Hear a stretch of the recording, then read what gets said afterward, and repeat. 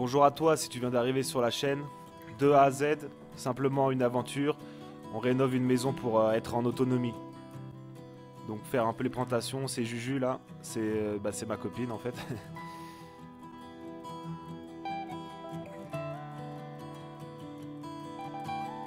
Et là c'est moi, Morgane, mais les gens m'appellent Momo.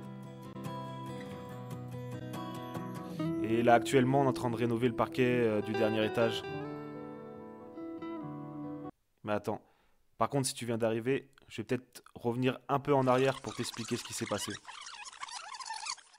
Alors, il y a un an, on a acheté une petite maison dans le sud de la France, dans le département des Pyrénées-Orientales, proche de la frontière espagnole.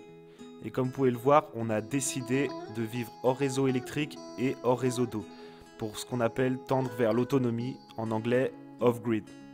C'est une maison constituée de 2 étages qu'on a acheté 20 000 €, avec un grenier, un premier étage et un rez-de-chaussée. Donc plus précisément, ce que ça donne, c'est un salon et une cuisine au rez-de-chaussée, les toilettes et la salle de bain. Ici, là, vous avez le jardin patio où on va essayer de faire planter des arbres. Et puis là, une salle de sport, voilà, on ne sait pas encore trop. Premier étage, vous avez aussi un salon. Et là, ce que vous voyez là, c'est la chambre d'amis. Et enfin, au dernier étage, vous avez pour l'instant le grenier. Et on s'est lancé dans les travaux de rénovation.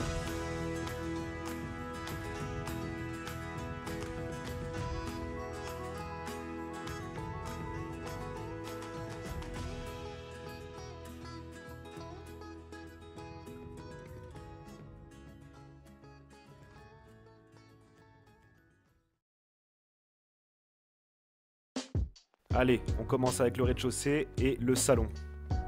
Donc là, vous avez un aperçu de ce que c'était quand on a récupéré la maison, avec tout son lot de bordel qu'on a dû aller dégager à la déchetterie. Premièrement, on a voulu installer un poêle, puisque sachant qu'on allait faire les travaux pendant l'hiver, il nous fallait une source de chaleur. Donc il y avait déjà l'existence d'un conduit maçonné, et on a rajouté une gaine rigide pour la sortie du poêle et les fumées de celui-ci. Et par la suite, du coup, on a pu avoir accès au feu. Deuxièmement, on a enlevé les faux plafonds pour pouvoir avoir les bois apparents, puisqu'on soupçonnait qu'ils étaient infectés, et donc on les a traités contre les vrillettes. Il a fallu ensuite dégager les gravats. Ensuite, pour les toilettes, la salle de bain et la salle de sport, pour l'instant, on n'a rien fait. Donc maintenant, on passe au jardin et patio. Donc voilà l'état du patio à la récupération du bien. Donc avec tout son bordel, comme vous pouvez le voir, et principalement tout le lierre qu'il y avait sur les murs. Donc ça a commencé par enlever tout le bordel qu'il y avait dans la terre, essayer de faire le tri, de ranger plusieurs fois ces matériaux. Ensuite, on s'est aperçu qu'il y avait une dalle au sol. On a récupéré une échelle et on a pu enlever le lierre, ce qui a apporté un gain de lumière sans précédent au patio.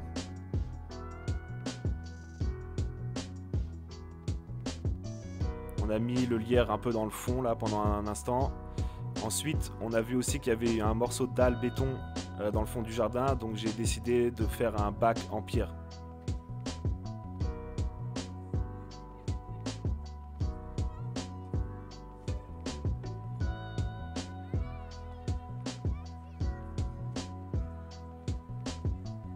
Ensuite, on a décidé de faire une séparation entre la terre et la dalle béton pour que ce soit plus propre. Donc j'ai réutilisé des briques. Ensuite, on a utilisé ces briques même pour pouvoir faire un bac pour mettre une petite jardinière.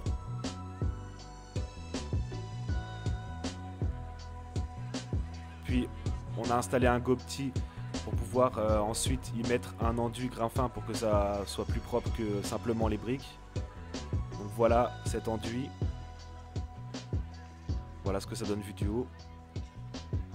Ensuite, on a brûlé le lierre et on a répandu la terre de manière homogène sur le sol.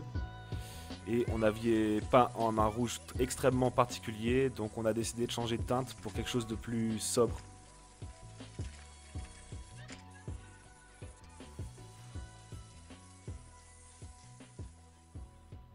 Et donc, voilà ce que donne le jardin actuellement.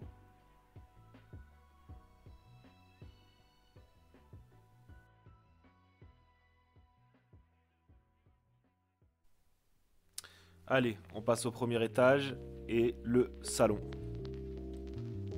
Donc là, on remonte encore dans le temps. Donc vous voyez le salon à la réception du bien. Avec sa tapisserie.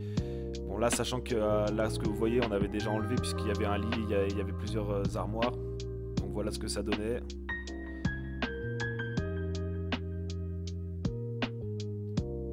Donc on a tout dégagé, tout nettoyé. Bon, là vous voyez la tente parce que c'est une période où on a dormi dans le salon. Ensuite, on a décidé comme au rez-de-chaussée d'enlever les faux plafonds pour voir les bois apparents. Donc voilà ce que ça donne. Par contre, voilà ce que ça a généré comme gravat. Ouais, un beau petit bordel. Donc on a rempli des sacs avec tous ces gravats et ces lattes de bois qu'on a jeté à la déchetterie, puis ensuite on a nettoyé. Donc là, si vous voyez, il restait encore des traces de plâtre. Donc il a fallu les enlever et on a tout poncé avec une brosse métallique, enfin tout décapé on va dire. Et voilà ce que ça donne là actuellement.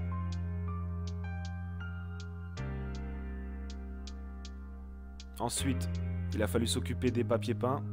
Donc on les a humidifiés pour pouvoir les enlever.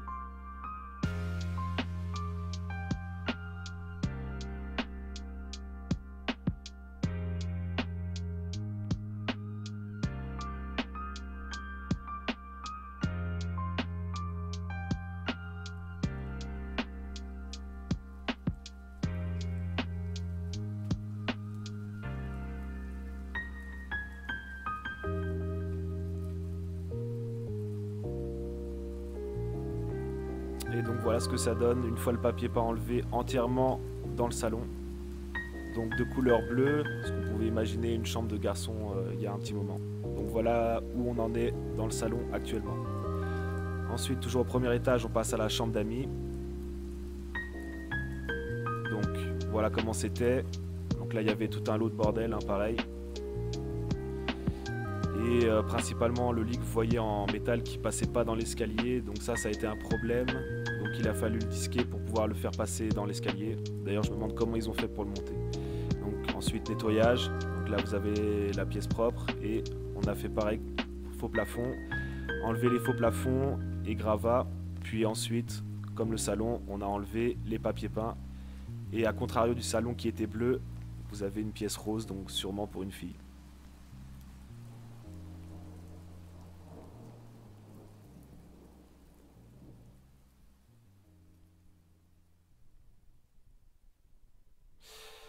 Ensuite, deuxième et dernier étage, le grenier.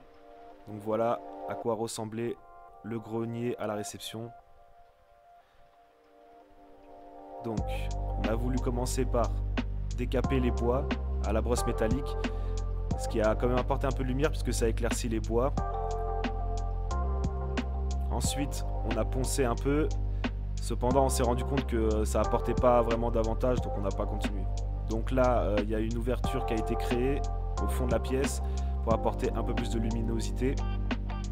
On a installé ce qu'on appelle des glass blocks et voilà ce que ça donne vu de l'extérieur.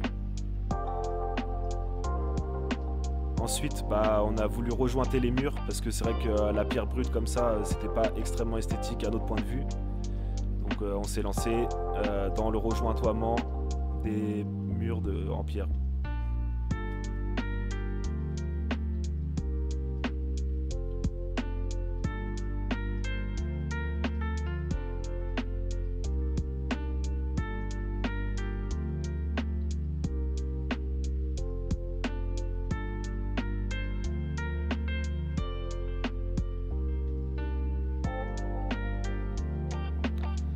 À l'image, ça paraît extrêmement rapide, mais c'est extrêmement long, extrêmement fatigant et épuisant. Ça a pris plusieurs semaines.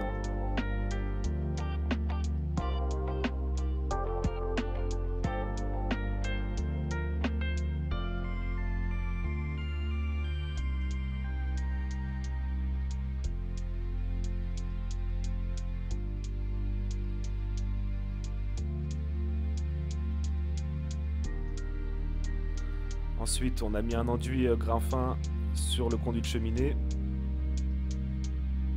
Et on a fait la même chose dans l'escalier et au-dessus. Enfin, vous allez voir.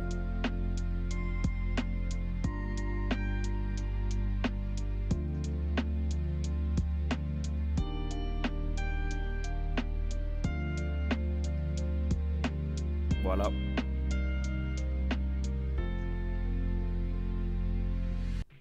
Et voilà. Et donc on retourne là où on en est actuellement, au ponçage du parquet.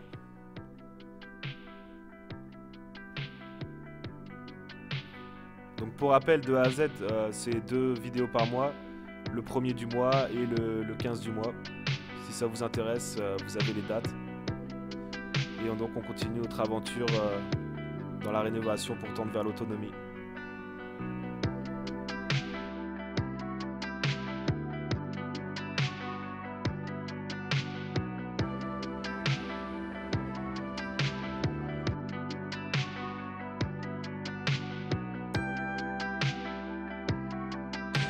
Donc ça y est, on a tout nettoyé. C'est l'état des lieux, donc le dernier jour en ville, on va dire, pour résumer.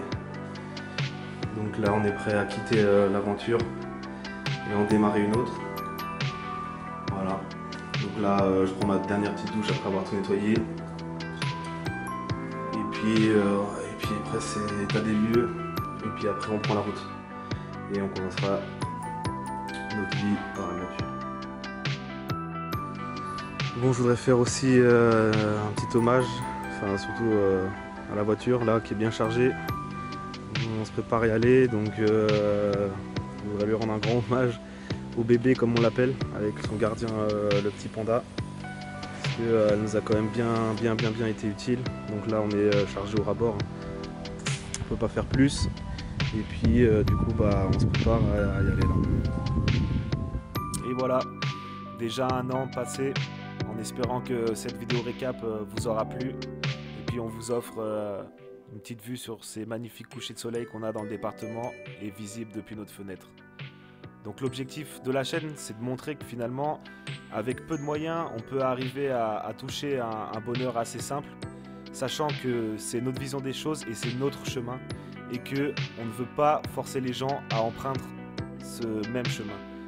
Si ça peut vous inspirer et alors faire votre propre route, alors on aura rempli notre objectif. Et pour le mot de la fin, on sait que tendre vers l'autonomie, c'est très difficile puisqu'on est souvent dépendant des choses. On aura beaucoup de choses à partager et on espère qu'on se retrouvera sur la chaîne de A à Z. Allez, bonne journée ou bonne soirée à vous.